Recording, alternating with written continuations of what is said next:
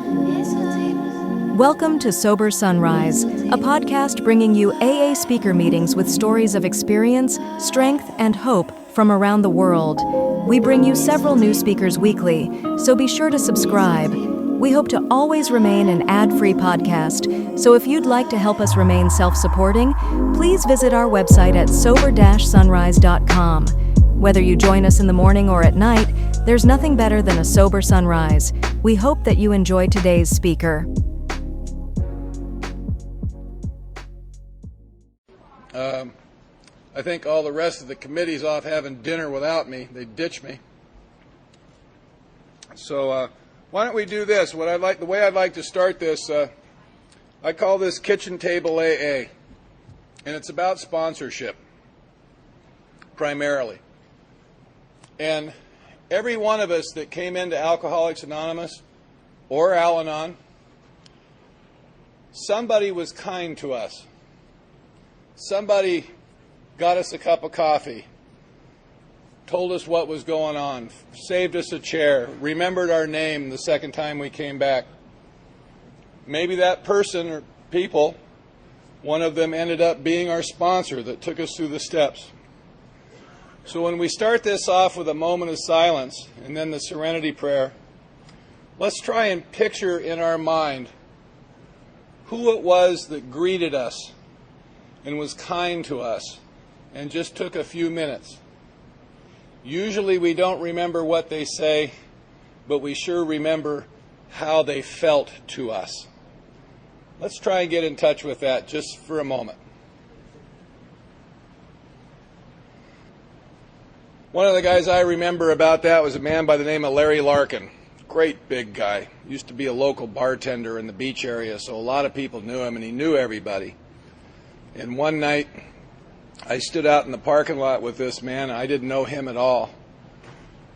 And he talked to me for 45 minutes. We just stood out there and talked. And I didn't go home right away after the meeting like I'd been doing. He kind of cornered me and talked to me. And I always thought, I went home that night really feeling good, like he really had an interest in me. Later I found that Larry would talk to anybody. I just happened to be the one he captured, you know. But God knows how many lives that man saved because he was like that. A little history. I mean, you've had some history if you watched Wally and listened to Mel, which was just excellent. And I really enjoy Wally's stuff. And it's been really interesting meeting Mel and talking about that history and where we came from. Sponsorship, as you'll hear many people say, is not mentioned in the big book. That's not true. Wally made the caveat that it's not in the first 164 pages. That's true. But if you read the stories, it's all over it. The Oxford group used the term sponsorship freely. It's where the term came from. It's how they operated. Henrietta Sieberling was Ann Smith's sponsor.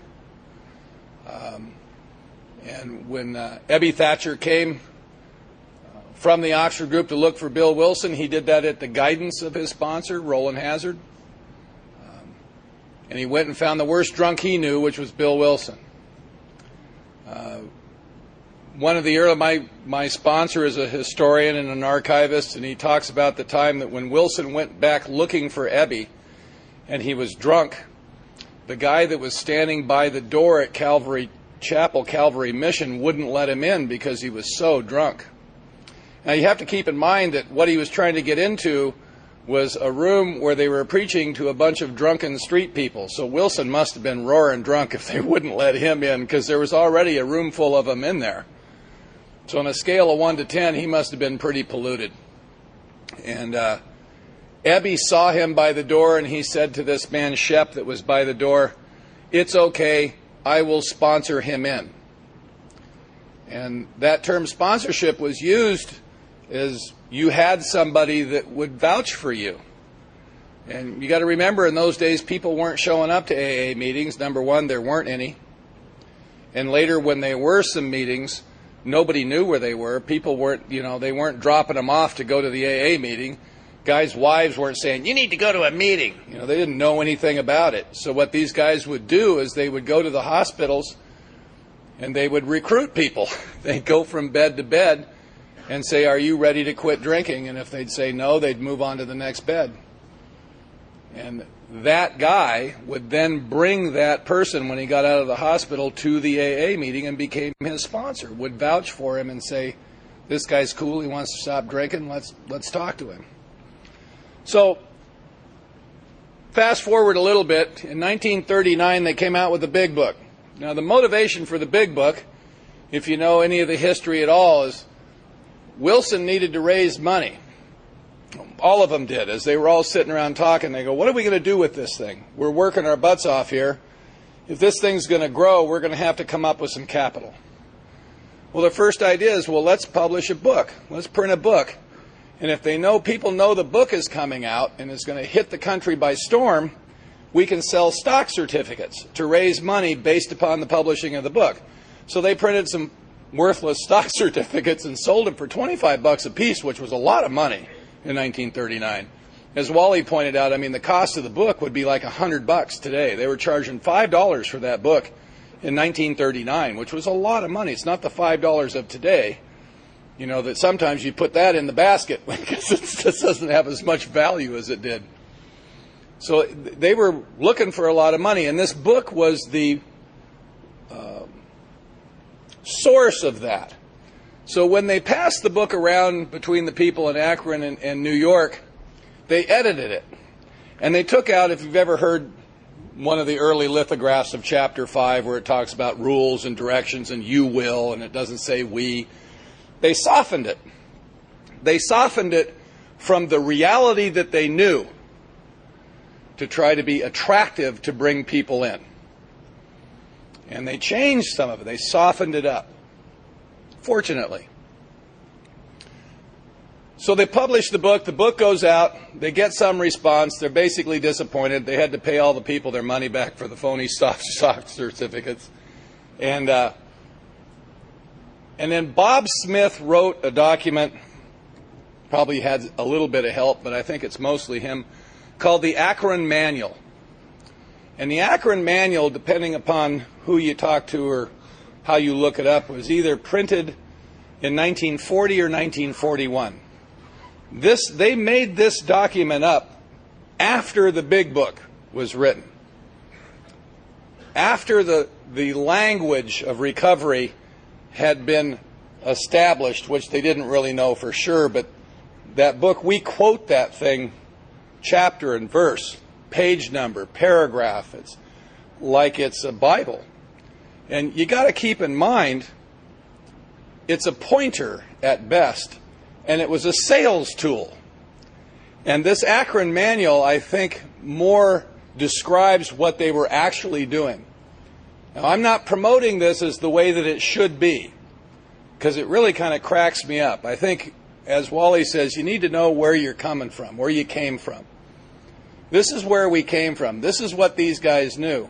You got to remember, around this time, they weren't allowing women in AA. Dr. Bob came home one day and found some guy and some girl having sex on his examination table at the home. Their immediate response to that was, that's it, no more women. See what they do? You know, a bit chauvinistic, you know. Why did I bring that up? Anyway, I'm going to read you a few excerpts from the Akron Manual. Once again, I'm not promoting this as how it should be, but this gives you an idea of where these guys were and how they felt about sponsorship and about what the core and the crux of the program was. So I'll just read you a few excerpts.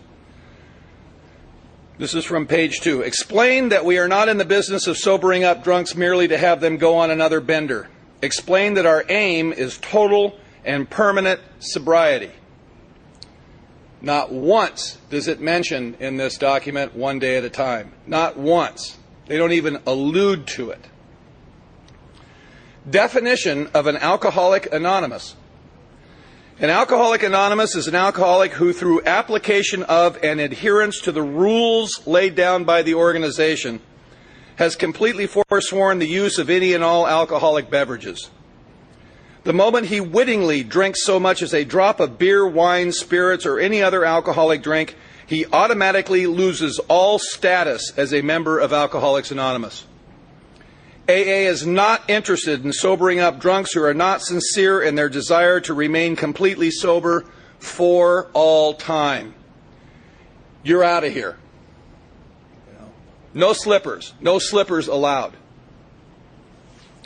To the newcomer, it is your life. It is your choice. If you are not completely convinced to your own satisfaction that you are an alcoholic, that your life has become unmanageable, if you are not ready to part with alcohol forever, it would be better for all concerned if you discontinue reading this and give up the idea of becoming a member of Alcoholics Anonymous. Loser. A word to the sponsor. You must fulfill all pledges you make to him, either tangible or intangible. If you cannot fulfill a promise, do not make it. You have in your hands the most valuable property in the world, the future of a fellow man. Treat his life as carefully as you would your own. You are literally responsible for his life. That's how serious these guys were. Alcoholics Anonymous is 100% effective for those who faithfully follow the rules. It is those who try to cut corners who find themselves back in their old drunken state. Rules. Before long, you will have a new thrill, the thrill of helping someone else. There is no greater satisfaction in the world than watching the progress of a new Alcoholic Anonymous. No whiskey in the world can give you this thrill. Above all, remember this. Keep the rules in mind. As long as you follow them, you are on firm ground, but the least deviation and you are vulnerable. As a new member, remember that you are one of the most important cogs in the machinery of AA. Without the work of the new member, AA would not have grown as it has. You will bring into this work a fresh enthusiasm, the zeal of a crusader. You will want everyone to share with you the blessings of this new life. You will be tireless in your efforts to help others, and it is a splendid enthusiasm. Cherish it as long as you can.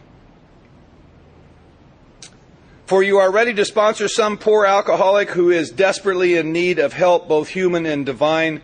So God bless you and keep you. Here's one of my favorite parts of this. This is just killer. I could just imagine these guys sitting around coming up with this. You aren't very important in this world. If you lose your job, someone better will replace you.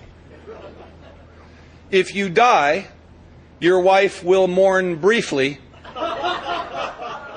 and then remarry. Your children will grow up and you will be but a memory. In the last analysis, you are the only one who benefits by your sobriety. Seek to cultivate humility. Remember that cockiness leads to a speedy fall. They had issues. There must have been a couple of arrogant people around there then. Medical men will tell you that alcoholics are all alike in at least one respect. They are emotionally immature. In other words, alcoholics have not learned to think like adults. That's a little rough. At meetings, don't criticize the leader. People were bitching about the leader and bitching about the meetings. Already. I love that. He has his own problems and is doing the best to solve them. Help him along by standing up and saying a few words. He will appreciate your kindness and thoughtfulness. Don't criticize the methods of others. Strangely enough, you may change your own ideas as you become older in sobriety. Remember, there are a dozen roads from New York to Chicago, but they all land in Chicago. How soon you will be cured of a desire to drink is another matter. That depends entirely upon how quickly you can succeed in changing your fundamental outlook on life. For as your outlook changes for the better, desire will become less pronounced until it disappears almost entirely. It may be weeks or it may be months. Your sincerity and your capacity for working with others on the AA program will determine the length of time. Alcoholics Anonymous is based on a set of laws known as the 12 Steps. Laws. Years of experience have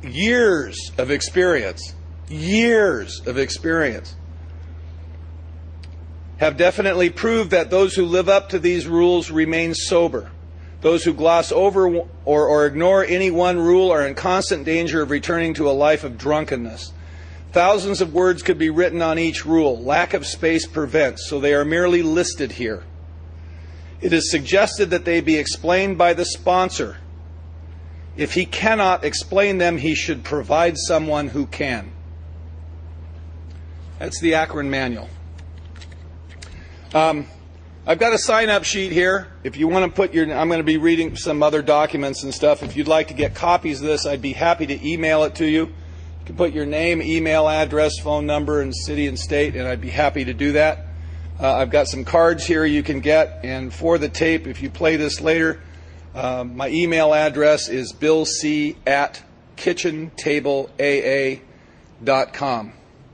And my phone number is 310-792-8013. So you can sign up on the list. And I also send out like daily quotes and from different sources, not all big book stuff. And no chain emails, no dirty jokes, unless you specifically request that. So that kind of sets the stage. What these guys were doing is they were sponsoring each other. Now, there's this thing that you hear that we had a 75% success rate, and now it's less than 5%, or whatever doomsayer that you listen to, that percentage changes. And they're coming. They're coming. It's the mothership.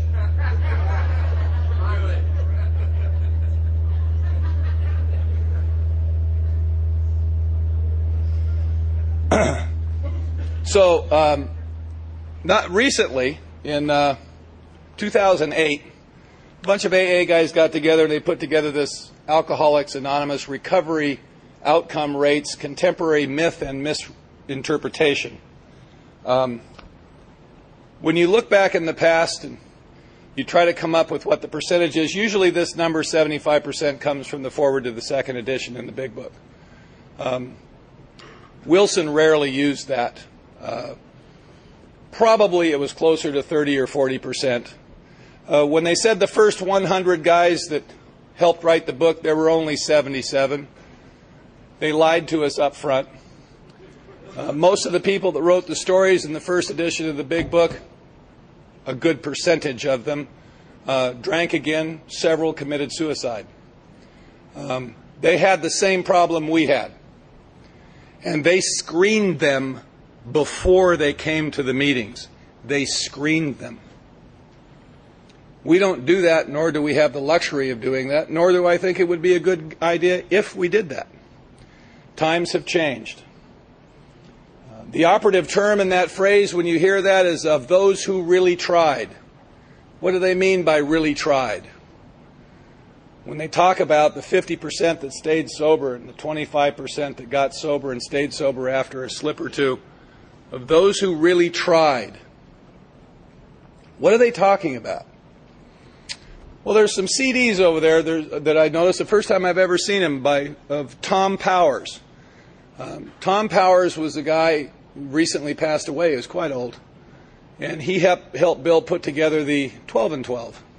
He split off from AA because he felt that Bill had issues, that Tom got a resentment. And he ran off and he started in upstate New York an organization that's still around today called All Addictions Anonymous. And his son, Tom Powers Jr., some years later in the 60s, got sober. And he wrote a really interesting document in the 70s called Gresham's Law and Alcoholics Anonymous. Gresham's Law is a economic term. And it says that bad money will chase out good money in the market if they're valued the same. And I won't go into detail about that. You can read this and see. I'll send it to you. But in this, he equates this to Alcoholics Anonymous, and he's talking about what he sees as a bad entity, a bad movement within AA that is chasing out the good. That's his analysis. And he describes it. And in it, he describes the 3 levels of involvement in AA. He kind of equates it, in one document I saw, he equates it to like a medium, weak, and strong cup of coffee kind of a thing. And I'm just going to read you quickly, kind of paraphrase it a little bit, his description of strong, medium, and weak involvement or effort. Strong. Strong AA was the original undiluted dosage of spiritual principles. Strong AAs took all 12 steps and kept on taking them. They did not stop with the admission of powerlessness over alcohol, but went right away to turn their wills and lives over to God's care. They began to practice rigorous honesty in all their affairs. In short order, they proceeded to take a moral inventory, admit all their wrongs to at least one other person, take positive and forceful action in making such restitution as was possible for those wrongs, continued taking inventory, admitting their faults, and making restitution on a regular basis. Pray and meditate every day, go to 2 or more AA meetings weekly, and actively work the 12th step, carrying the AA message to others in trouble. Medium. All of us have done medium. The medium AAs started off with a bang, pretty much like the strong AAs, except they hedged or procrastinated a bit on parts of the program they feared or did not like. Maybe the God steps, maybe the inventory steps, depending on their particular nervousness or dislikes. Take what you can use and leave the rest. But after they had stayed sober for a while, the medium AAs eased up and settled into a practice of the program that went something like this. An AA meeting a week, occasional 12-step work, leaving more and more of that to the newer fellows as time went on. Some work with the steps, but not like before. Less and less inventory as they became more and more respectable. Some prayer and meditation still, but not on a daily basis anymore. Not enough time due to the encroachment of business engagements, social activities, and other baggage that went along with the return to a normal life in the workaday world. Weak. The weak AAs are a varied lot. The thing common to all of them was that they left big chunks of the program totally and permanently out of their reckoning right from the outset. Sometimes the God steps, sometimes the inventory steps, often both. Weak AAs tended to talk in terms like all you need to do is stay sober, is go to meetings and stay away from the first drink. Most of the weak AAs who were successful in staying sober were pretty faithful meeting goers. Since they were doing so little with the principles, their sobriety and their survival depended more exclusively than did those of the strong and medium AAs on constant exposure to the people of AA. That's Gresham's law. Now, here's what I see in AA along those lines. There's a whole group or class of people in Alcoholics Anonymous that have come to believe that doing AA is going to meetings. That's AA. Doing AA is go to lots of meetings. Don't drink in between. And what you see when you go to meetings where people are sharing about how their day went constantly, and it's that kind of a group therapy sort of thing that many of us complain about, or we see that as this encroaching death knell of Alcoholics Anonymous. Those people that are doing that don't have sponsors. Or maybe they have a sponsor that they're not talking to, that they're not working the steps with. Or maybe their sponsor's sitting next to them in the meeting, and that's what their sponsor is doing, is bringing them to meetings. And this is what we do here. This is what we do. If they had a sponsor to share about these issues in their life with, or they had a group of friends even that they could do that with, they wouldn't do it in the meetings. There'd be no need to do it in the meetings. If there's a strong ethic of sponsorship in an AA community, the meetings will reflect that ethic. And the people that are singing the death knell of AA, usually the approach is, we need to change the meetings. There needs to be rules. People shouldn't say this, they should say that. There shouldn't be so many discussion meetings. There should be more book studies. In the past, they didn't have discussion meetings like this. This is killing people. People are dying because they're not getting the message. I disagree with that. I don't think we can control the meetings. Our traditions tell us that every meeting is autonomous. And who am I to say what somebody needs as a doorway into Alcoholics Anonymous? And I know for a fact that the message isn't in the meetings anyway. The message comes from me. The message comes from the sponsor. The message comes from the person that you ask to help you through the process. It's not in the meetings. The fellowship of Alcoholics Anonymous is something to be survived. This is the character defect center of the known universe. You'll hit on my wife, you'll borrow money from me, and you won't pay me back. I'll give you a job, you'll do a crappy job, and somehow it'll be my fault. That's my personal favorite. Then you won't show up to my birthday party after all I've done for you. And when the meetings are comprised of the fellowship. Now, my home group, the Hermosa Beach Men's Stag, the epicenter of sobriety, is different, of course. But, as I'm sure your home group is as well. But there's this whole focus on what the meetings should look like, what we should say there, and what we should do. And I just disagree with it. I think the meetings is where we find each other. That's where we go to. We find each other there. And if somebody's really looking for help, it's our job to seek that person out. My wife took her little nephew that got court-ordered to go to AA meetings. He's really happy about that. And she took him to 4 o'clock in the afternoon meeting at our local Alano Club. They have 5 meetings a week. They call themselves the Happy Retreads, which will give you some indication of the content in this meeting. And she had never been to one of these. I was on the board at the Alano Club, so I'd had to suffer through a few. And she went there and she came back and her mouth, she goes, "That was appalling. I've never seen anything like that in my life. It was horrible. It was just horrible." And I said, I just laughed. I said, "What did you do?" She goes, "I raised my hand and shared."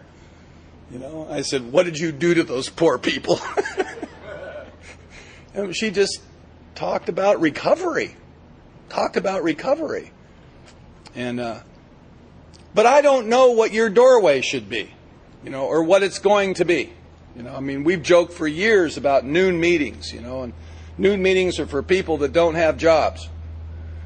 Night meetings are real AA meetings, Daytime meetings, I don't know what those are. Morning meetings are very weird. What are people doing going to AA first thing in the morning? And they hold hands and sing. I was in general service, and somebody came into the GSR meeting at District 1, Area 9, and were complaining. She says, "In the morning meetings at the Alano Club, they're singing. You have to come stop them from singing." And you just roar, there's got to be rules and laws. Everybody wants to make a rule or a law, One of the beauties of Alcoholics Anonymous is it's just anarchy. It always was. You can see it in the Akron manual. They're bitching about, don't blame the media, don't talk about other people. It's already starting. I believe what the heart and soul of Alcoholics Anonymous is sponsorship.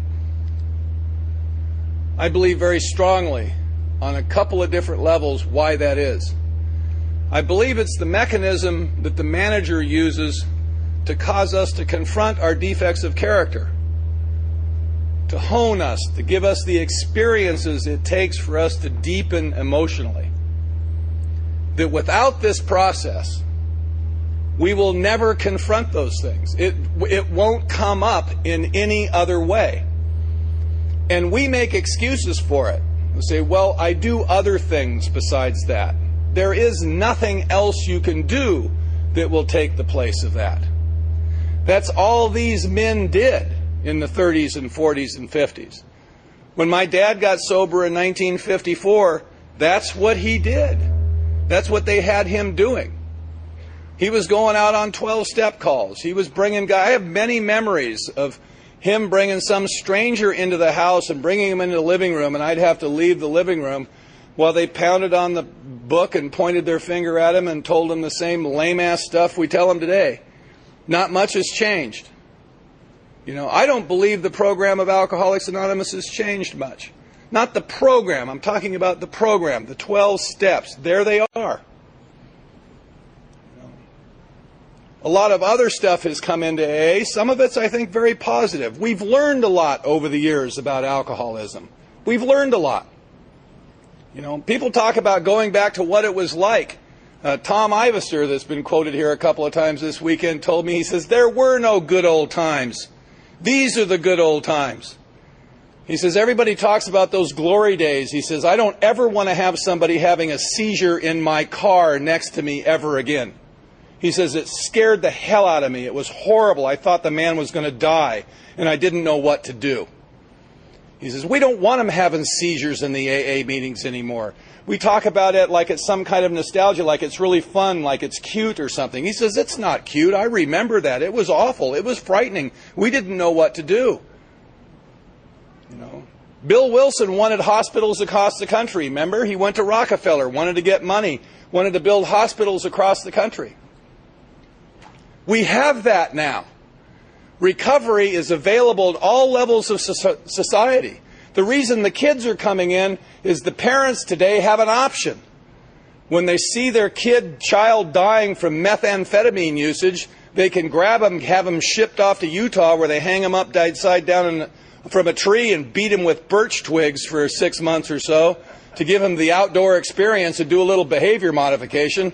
Then all you people ship them out to California to these goddamn places that send them to our meetings.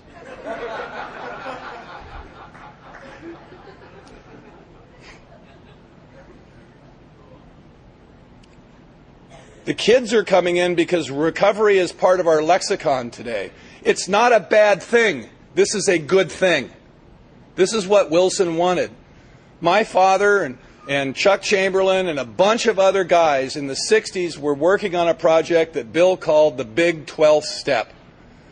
And the whole idea was to get back to Washington, D.C. somehow and get the government to recognize alcoholism as a disease along with the American Medical Association so they would quit incarcerating us and put us into recovery, to get the insurance industry to come on board and start funding recovery facilities rather than putting us out on the street or in prison.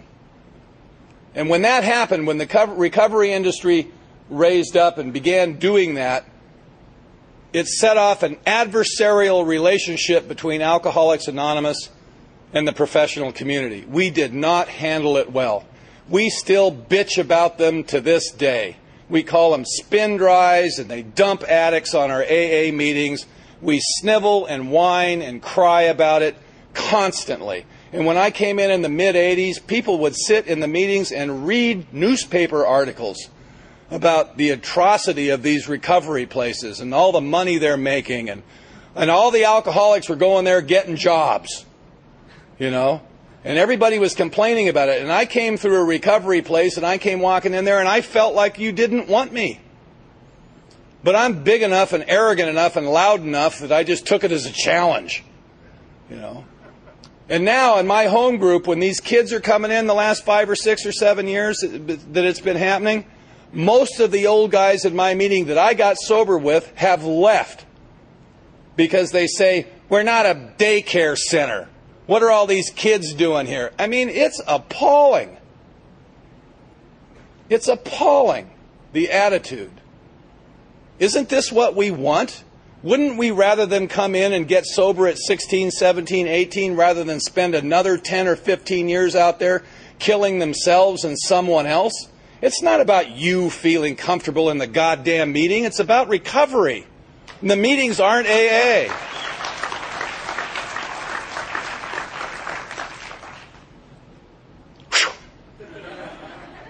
It's just my opinion, but it's a really good one.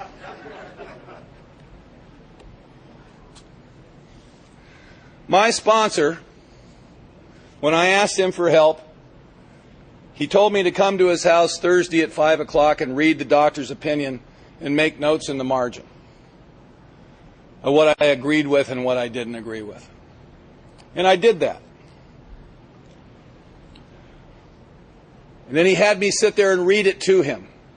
And each week when I went there, we had an hour to an hour and a half. He was working. He was married. His wife had just gotten sober. And we read the book together all the way to the end. Not the stories, but to the end of the 164. And he worked the steps with me. He sent me home to do my inventory, and I suffered and whined about it for a while, like Wally talks about. It only takes 10 minutes. Well, we've evolved, I think, a little bit beyond the 10-minute 4-step inventory, I would hope. And, and I did my inventory, and I did my 5th step, and I felt like a member of AA after that. I had a distinct impression like I'd really joined this thing. And I went about the process of making amends. And before I was a year sober, I was sponsoring my first guy at his direction. Another thing he told me, he says, you can't be a member of Alcoholics Anonymous if your name is not on the 12-step list down at the central office. I thought that's where they handed out the ID badges, so I ran right down there and signed up. I didn't wait for him to send me a form. I was scared to death that and I was motivated by self. I've always been motivated by self. I wanted to look good. I figured if I was going to be in AA, I might as well be the biggest, baddest member of AA there is. I'm trying to make a name for myself in an anonymous organization, I'm not sure exactly what that is, but I don't think it's really healthy. But it's part of the growing up process, isn't it? If we wait around for good motivation, we'll wait forever. You just got to get in there and get your hands dirty. And the motivation will change as the behavior changes. So when I started sponsoring guys, I did the same thing he did with me. And to this day, it's still pretty much the same format. But I've learned a lot since then, in 24 years. I've learned a lot. I think I'm a better sponsor. I don't know if my success rate is any better, but I can tell you my personal success rate is probably better than 75 or 80%. Is that of everybody that asks me to sponsor them? No. It's of those who really try. The ones that don't disappear at the 4-step. The ones that don't cop an attitude with me. I've had to tell guys, I go, you don't want what I have. I don't fire guys, but I tell them, I'll look at them, you don't want what I have. Why, what do you say that? Because you don't do what I do. You don't do what I do. What are we doing here? What do you call this? You keep calling me your sponsor. Really? What are you doing? Are you working the same, And the answer is, of course, no. But they can walk around and go, Bill C's my sponsor. What does that mean? Jay Stinnett's my sponsor, But if I never call him, what good is he? If I'm not working steps with him, what good is he? If I don't bring my stuff to him, what good is he? I don't have a sponsor if I'm not actually using him, if I don't have a relationship with him. So over the years, my approach to people has changed. And here's one significant one. One of the things you hear in AA is you'll hear people from the podium say in different ways, they'll say, I'm a sick puppy and I hope I never get well. That I'm not recovered, I'm recovering. And that will never stop. I've got the ism. It's not alcohol anymore, but I've got the ism. I've got alcoholic thinking. I heard one guy one time, we used to have a local guy that was 30, 40 years sober, and he'd say, I'm living proof that you can stay angry and still be sober. And I go, God, now there's something to shoot for, But I want what he's got. His AA nickname was Rotten Ron. Geez. So we have a tendency to tell people in many different ways that you're broken. You're broken. You're an alcoholic. You're broken. And we're going to heal you here. I don't do that anymore. I look them right in the eye and tell them you are not broken. You're just fine. You couldn't have come here any other way than the way you are. This is your path. And you're on the path. And you're with us now. you're going to be okay, man. And you're okay right now, right here, right now. There's nothing wrong. And I believe that to the bottom of my heart. You know, all of us get here with a lot of regret and a lot of remorse and some guilt and some shame, and some of us more than others. But that was our path. Our greatest weakness becomes our greatest strength. That story is like gold. People will attach themselves to us because of that story. And especially if we heal from it, if we recover from it. I'm not a sick puppy anymore. I'm not a childish, immature little boy anymore. I'm not. I have self-esteem. I feel pretty good about what I see. I have no secrets from anybody, which is kind of embarrassing sometimes, you know. But I have no more secrets. Everybody knows everything. You know, I mean, what do I have to protect? You can't take anything from me that I wouldn't give you. You know, you can't hurt me. You can't injure me. And every time my heart breaks, it breaks open. I've recovered in Alcoholics Anonymous. And I know that there's more to come. I look at guys ahead of me and I see that glint in their eyes. I see men that are 70, 75, 80 years old that have a very childlike demeanor about them and that glint in their eye. You know, and they're still sponsoring guys and they're sponsoring kids and they're having a great life. You know, along with liver problems and kidneys and all that crap that comes with age, you know. But life is still good.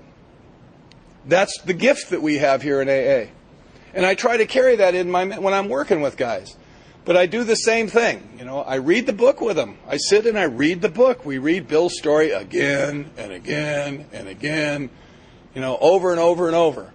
And I put together little groups and I use a handbook that we go through and we all go through the steps together. It takes about 6 months. You know, try to mix up the curriculum a little bit to keep it interesting, to keep their interest and to keep my interest as well. You know, and if you invite me into your life, I'll come.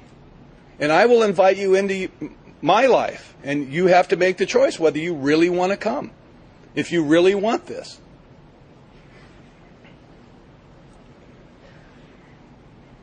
One of the rules that you kind of hear that is debated is men work with men and women work with women. I was doing this kind of a workshop thing and I brought this up because I feel very strongly about that. I think it's important that men work with men and women work with women. And I know that there's a lot of guys that sponsor women. And I heard this one guy say, he says, look, I live in a rural area where there aren't many men and women in AA. And when women come in and they need help, I can't tell them no. And my wife knows about it. I make sure I'm not alone with him. You know, he had his rules that he lived by. And I stood there and I could not argue with that guy.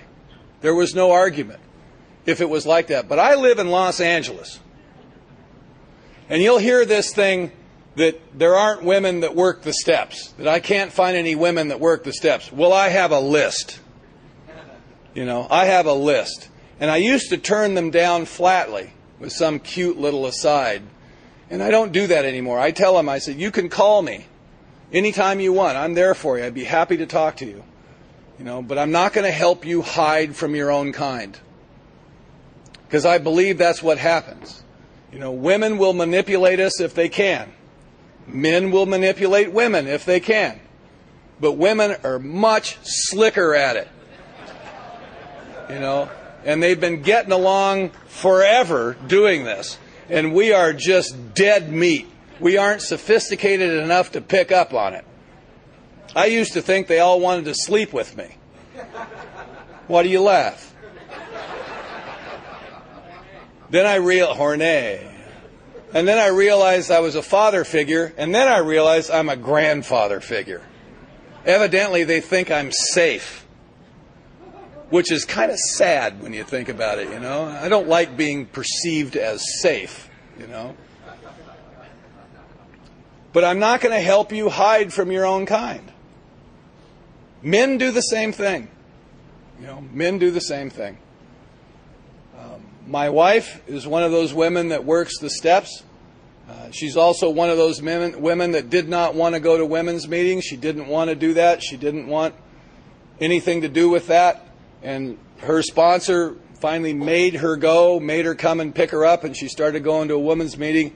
And now she's the maven, you know. And they do cool stuff, like when it's birthday week, you know. She'll buy little dolls and they wear hats, and I tried to introduce that at the men's stag, and they just, you know, they rub on each other and stuff, you know. I thought that would be nice, you know. Get in touch with our feminine side, you know.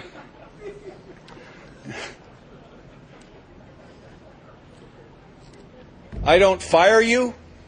I didn't hire you, so I don't get to fire you. If I'm going to confront my defects of character, I'm going to have to learn how to deal with you, not just send you away. One of the things when Jay and I, my sponsor, when we do this together, and we've got some PowerPoint stuff and stuff that we do, and we go more into the history, and sometimes we'll do a weekend-long thing about this. Essentially what we do is we describe our relationship that we've had for 24 years. And there have been times where I wanted to fire him, where he treated me miserably. And on one particular occasion, he embarrassed me. He said something that I really felt that I didn't deserve. And I was bitching about him to another guy that he sponsored. We were having great pleasure just eviscerating the little bastard, you know, as we were standing there talking about him. And this guy, John, looked at me. He goes, "Why don't you go tell him?" I went, "Whoa. That's a little scary." Because, see, I'm the phony tough guy. I'm the one with the clip-on earring.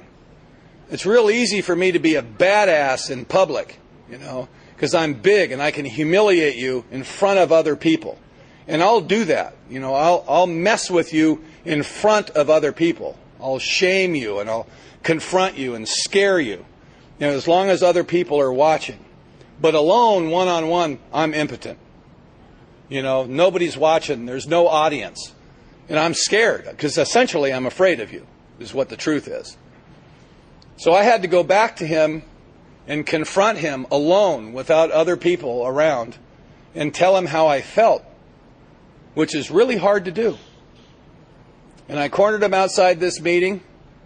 I took him aside and I said, "You know, what you said to me last week, I really don't think I deserve that. You really hurt my feelings. You know, and I would appreciate it if you wouldn't talk to me like that anymore. I don't think I deserve it." And he stood there in front of me, his eyes got really big, and he started to cry, which completely screwed me up. I mean, I'm ready for the fight. You know, I knew we weren't going to punch it out. I outweigh him by about 400 pounds. And, you know, but I knew that there was going to be an argument. He was going to defend himself. Of course he would defend himself. And he stood there in front of me with tears in his eyes, and he apologized to me. He says, "You know, you're right. I should have never said that to you. I was having a bad day, and I'm really sorry. I apologize. It was never my intent to hurt you." And it completely screwed me up. I didn't know what to do with that. I felt kind of embarrassed for him. You know, it was I had a weird reaction to the whole thing. But it completely changed our relationship. And he taught me another lesson. He taught me how to be honest. How to take responsibility for your own behavior. I also learned that there can be conflict in a relationship, and that doesn't mean the relationship is over. I don't know these things. When did I ever learn these things? Never. Guys come to me and they say, "I want you to be my sponsor. Joe doesn't have time for me." And I say, "Well, I know Joe. He seems like a pretty good guy. What do you mean he doesn't have time?" "Well, God, he's married and he's got kids." He goes, Oh, you mean he's got a life? Okay, yeah, that's the Joe I know. He has like a real life. And he said, "But he just doesn't have time for me. He doesn't return my calls and stuff like that." And I said, "Why don't you do this? Why don't you go tell Joe how you feel? Because have you talked to him about this?" "No." "Why don't you go tell Joe how you feel? And then come back and we'll talk." They never come back. Never. One of two things happens. They either go talk to Joe and they solve the problem, because Joe will stand right in front of him and say, "Oh, I'm sorry, man. What do you want to get together?" "Sure. Let's make a date. Let's make a time." Because you know there's more to the story. You know what's happening is the guy's calling. He's not saying, "Call me back." So Joe's a busy guy. He doesn't call back. He gets the message. He just hangs up, you know. Well, we take that personally, like you don't care. And they either talk to Joe and they resolve the problem, or they move on and ask somebody else that won't require them to go talk to Joe. Because the last thing they want to do is go talk to Joe. Because it's too real. It's too real. So this relationship with my sponsor is probably the single most significant relationship I've ever had in my life because of these lessons that I learned through interaction with him. So you don't fire him. You got to deal with him. But not firing him doesn't mean that you have to be nice to him. You can tell him the truth. You can look at him right in the eye and say, you don't want what I have, you're not doing what I do. Should everybody sponsor? Yes. You say yes? Yes. Anybody else? Should everybody sponsor people? No, there's a no over here. Why no? Because some people do not make good sponsors. You're right. But how do I know that some guy doesn't need a bad sponsor?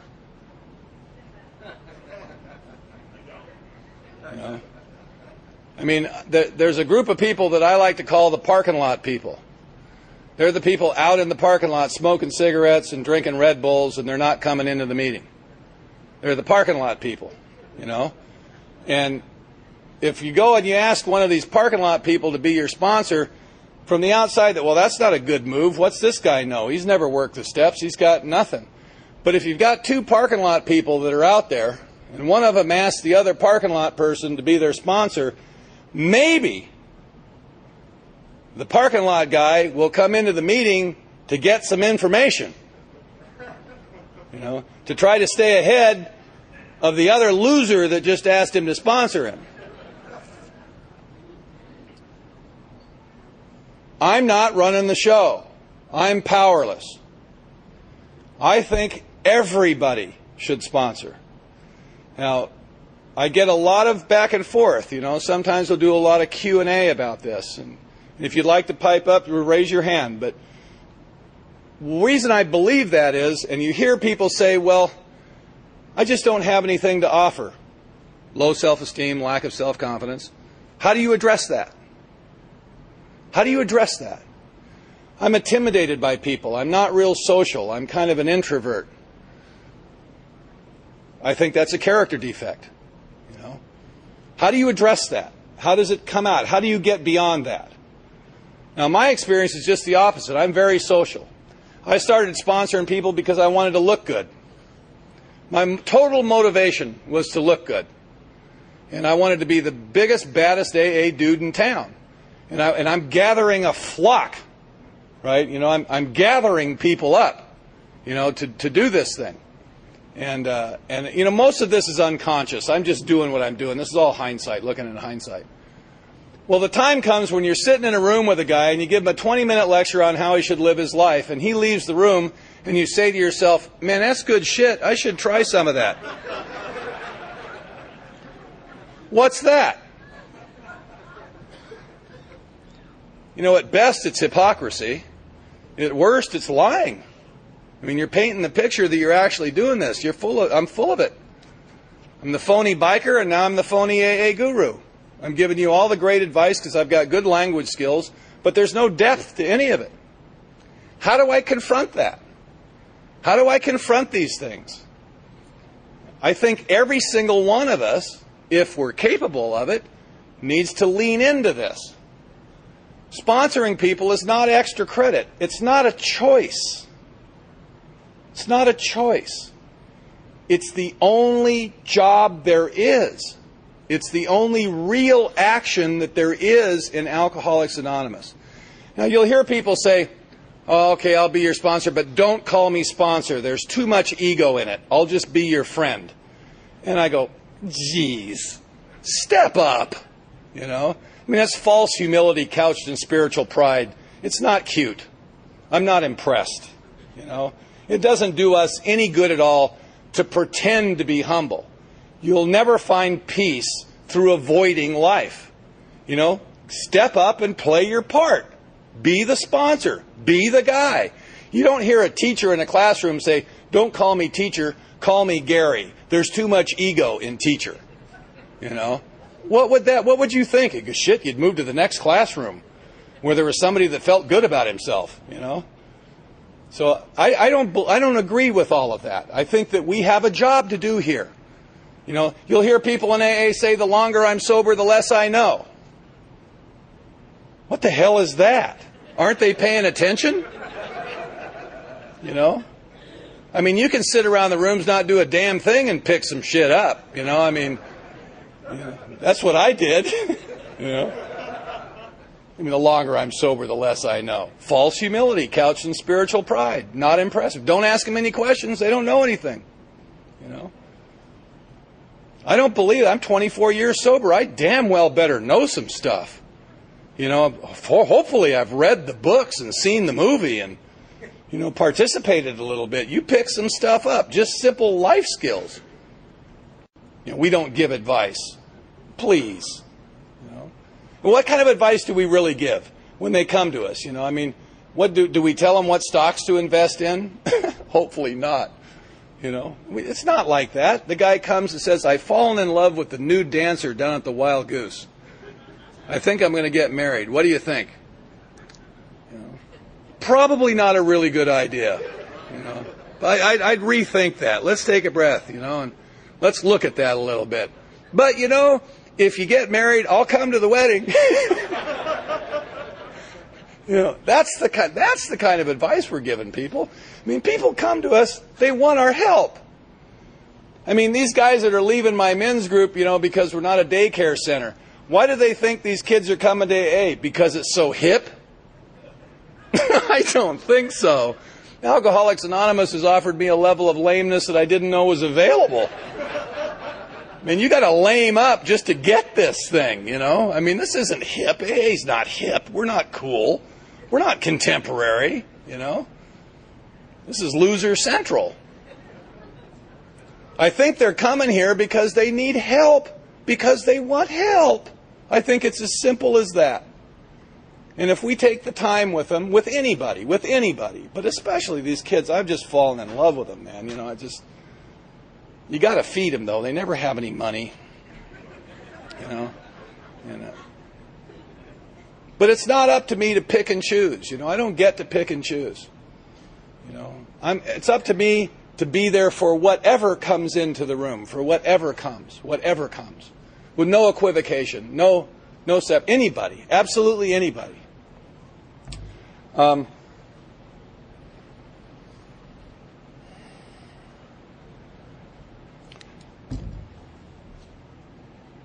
I wish we had more time, but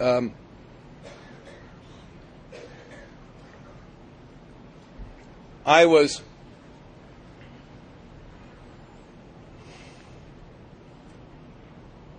maybe 2 years sober, and there was a guy standing in my kitchen, and his mother was dying, and she was in the hospital. He'd been taking care of her for a couple of years. I watched this guy, you know, pop her hip back into place and change her diapers and do all this stuff, and I'd never been around anything like that. And as a matter of fact, I was not in his house. He would just come and talk to me about it. He didn't always do it with a lot of grace, but he was nursing his mother. They didn't have insurance or anything like that. They really had no other choice, and he was the one that was left to do the job, and he did it. And he finally took her to the hospital, and he was standing in my kitchen, and they called him. This is before cell phones. They called him on my phone. He had given him my number because he told them that's where he'd be. And they said, you better get down here, Al. She doesn't look like she's got much longer to go. So he got up to leave, but he wasn't leaving. And I knew what he wanted, and I didn't want to go. I didn't think I needed to go. I'd never seen anything like that before. It's not my place. I'm just doing this to look good. I didn't want it to be this real, you know. And you can find a lot of people that will co-sign that stuff, that will tell you, yeah, there's limits on what we can do. We're just their sponsors. All we do is read the book with them, just the black parts only. Which is kind of a shame because there's so much in between the lines.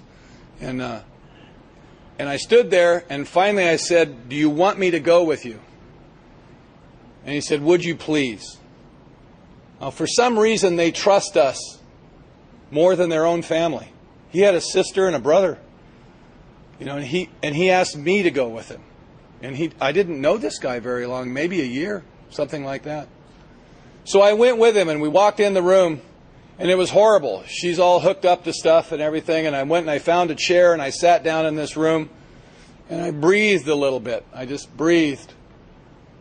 And a feeling came over me. I didn't hear anything. The room didn't change colors, but a feeling came over me, and the feeling was, everything's okay, Bill. There's nothing wrong here. Everything's just as it should be. This is not a mistake. It's just fine. And it was a feeling. And I got him and I said, come over here and sit next to me, Al. And he came over and he sat down. And I looked at him and I said, Al, everything's okay. This is not a mistake. This is the way it's supposed to be. It's all right. Just relax.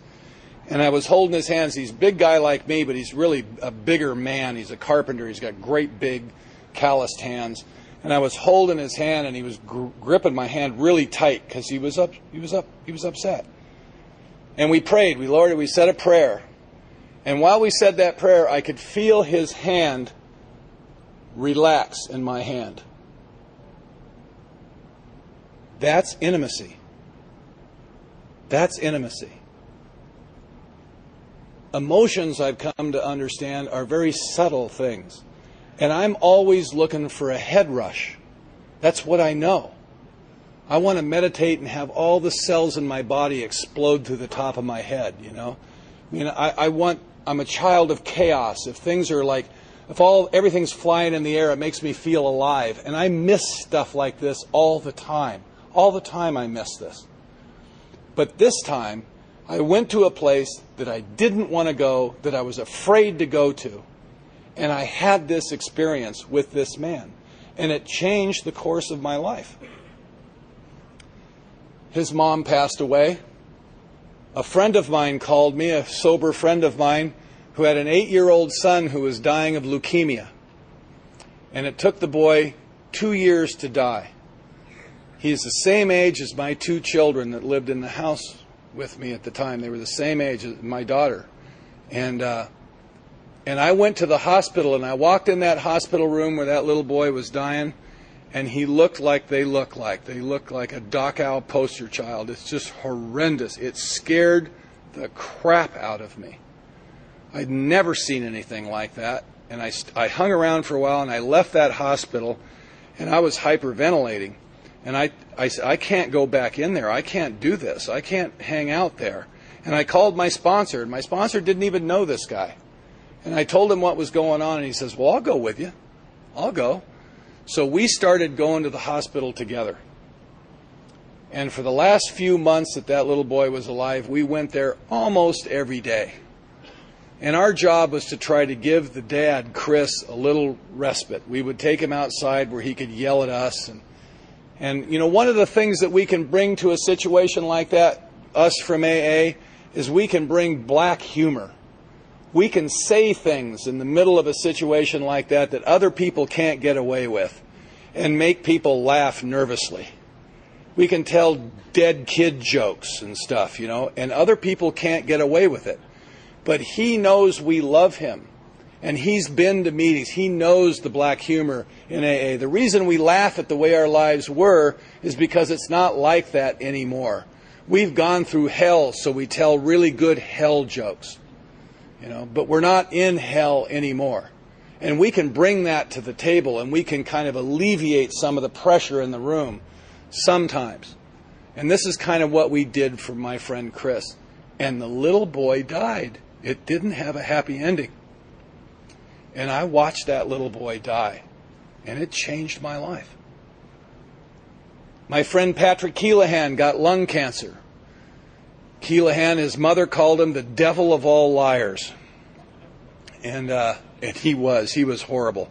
He would tell his wife that he was going on retreat with us, and he'd go get a 8-ball and a couple of hookers and go down to the Viscount Hotel.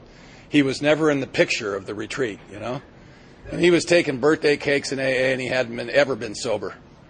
And finally he got sober. Finally he came clean, he got sober, and we started walking the path together. And some years went by, and he got lung cancer, and it took him about 2 years to die. And Jay and I, my sponsor, he was also sponsoring Patrick. We would bring him on retreats that he actually showed up to, and they had an open wound in his back that they used to drain his lungs. And we had to learn how to pack the wound so that we could take him out of the hospital and he could come on retreat with us. He said one of the most powerful things I've ever heard in an Alcoholics Anonymous meeting. He said, if you're not grateful, you ought to be ashamed of yourself. And he was there and he was close to death. And I was there when he died. I was with him when he died. And you might remember from my talk Friday night, I told you about hating my father, which is a requirement for AA. And I really hated my father. But when I was a year sober and he had his 70th birthday, I made amends to him. 10 years later, he made amends to me. When I wasn't looking for it, when I didn't need it, when the relationship was safe. Don't leave before the miracle. Don't leave. We could never share anything in our lives, but we shared AA. And I found my daddy in Alcoholics Anonymous. Was he Ward Cleaver? No. He was my daddy. He was my dad. He was the kind of father that never hugged you when you were a kid, but at the end of his life, he couldn't keep his hands off of me. It was incredibly powerful. And I started it. I started hugging him, and then he started hugging me, and we were able to go speak together at meetings sometimes, and we shared Alcoholics Anonymous. He loved AA, and he got cancer. And he decided he wasn't going to do the chemotherapy, and my mother and I nursed him. Took about 6 months. And one day we were standing by the side of his bed, my mother and I, and it was time to change the diaper, and there was no nurse there. He was in the living room of his house. And my mother looked at me and she goes, well, here we go. And we changed his diaper, and I got to see my parents as lovers. They were married 62 years. 62. AA, Al-Anon saved their marriage. Kept my family together. AA and Al-Anon kept my family together when I was 6 years old when he got sober. And I got to see my parents as lovers because she'd seen his butt many times in 62 years, And that's kind of an interesting experience to see that kind of loving kindness. Love is work, It's work. It's not an emotion. It's the action that we take towards somebody that we feel strongly towards. And I watched that happen. And we took care of my father. And his light went into the other room, and we had a wonderful memorial. He always had the phone in his hands, and you would call him. And half the time he didn't know who it was, and he didn't care. It didn't matter, It was his people. We'd bring AA meetings to the house, and it was really quite a celebration. It was a sad sweetness. He was 85 years old. He lived a good life, and he died a happy man. And he wasn't balled up in fear and scared to death and screaming and yelling. He was at peace. He was at peace. He was okay. My mother moved in with Karen and I. And then a couple of years after that, she got cancer. She was also 85.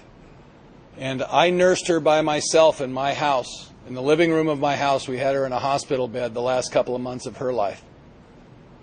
And one day I'm standing by the side of the bed, and it was time to change the diaper, and nobody else was there.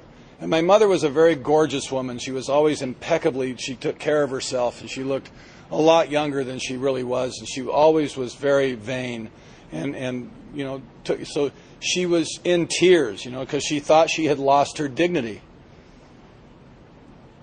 And she looked at me and she said, I never raised you to do this.